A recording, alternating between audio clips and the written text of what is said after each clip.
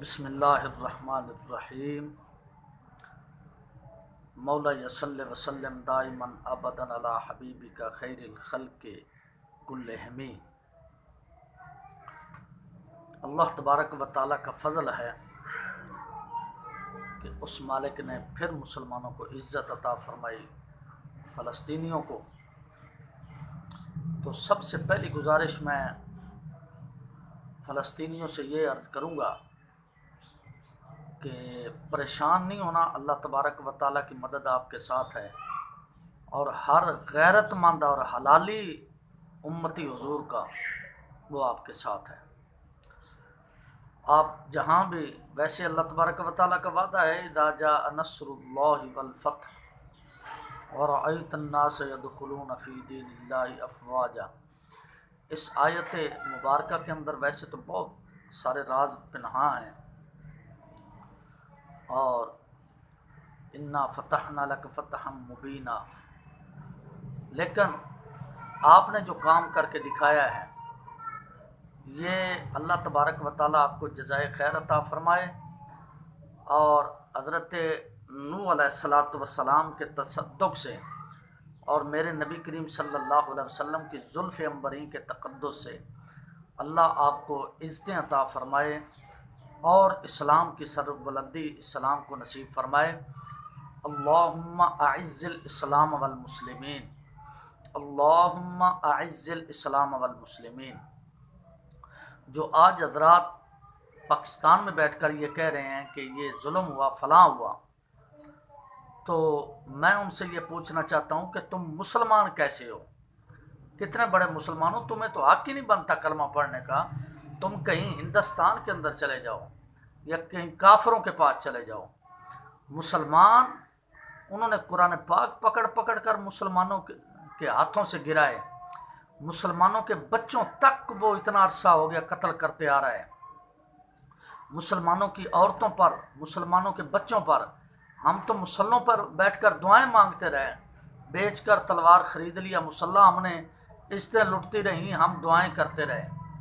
ہم تو دعائیں کرتے رہے کہ یا اللہ فلسطین کو عزت عطا فرما اور غیبی مدد فرما، غیبی فتح نصیب فرما۔ آج اللہ تبارک و تعالیٰ نے ان کو ہمت عطا فرمائی اور انہوں نے غیبی اللہ تبارک و تعالیٰ کی مدد سے یہ کام کیا ہے، تو تم پیچھے بیٹھ کر یہ بکواس کر رہے ہو کہ یہ اچھا نہیں ہوا، اس طرح کا معاملہ نہیں ہونا چاہیے، امن و امان کے ساتھ چلنا چاہیے۔ یہ صرف میرا کوئی لمبا چوڑا سوال نہیں، پوچھنا یہ چاہتا ہوں کہ کیا تم مسلمان ہی ہو، کلمہ گو حضور کے، کہ وہ تمہارے اوپر ظلم کرتے رہیں اور بچوں کو، عورتوں کو بندی بناتے رہیں اور بچوں کو قتل کرتے رہیں اور نسل کشی کے طور پر ان کے یہ پروگرام جاری رہیں، اور جب مسلمان آگے سے سر اٹھائیں تو تمہیں بکواس بازی آ جاتی ہے۔ جس وقت وہ مسلمانوں پر ظلم کر رہے ہیں، ان کے بچوں کو قتل شہید کر رہے ہیں اور ان کی عورتوں کے دروازے توڑ رہے ہیں، گھروں کے اندر داخل ہو رہے ہیں، عزت اور ناموس کے ساتھ کھیل رہے ہیں، اسلام کی بے حرمتی کر رہے ہیں، شاعر اسلام کی بے حرمتی کر رہے ہیں اور مذاق اور تمسخر اڑا رہے ہیں، اس وقت تم اندھے ہو جاتے ہو یا تمہاری آنکھوں کی جگہ بینگن آ جاتے ہیں جو تمہیں نظر نہیں آتا کوئی چیز، یا تمہاری آنکھوں کے اندر پتھر لگے ہوئے ہیں، یہ تمہیں نظر کیوں نہیں آتا کہ مسلمانوں پر ظلم ہو رہے ہیں؟ وہ نظر نہیں آتا اور ادھر نظر آ گیا کہ انہوں نے حملہ کیوں کیا ہے۔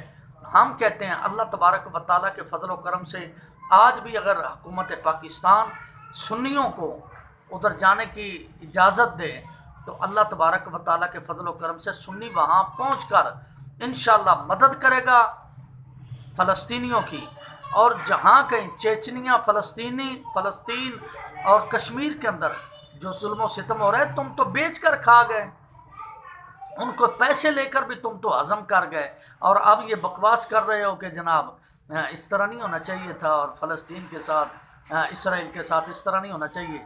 تو انشاءاللہ العزیز مسلمان اپنا نہ حق کسی کو دیتا ہے اور نہ ہی کسی کا حق چھینتا ہے۔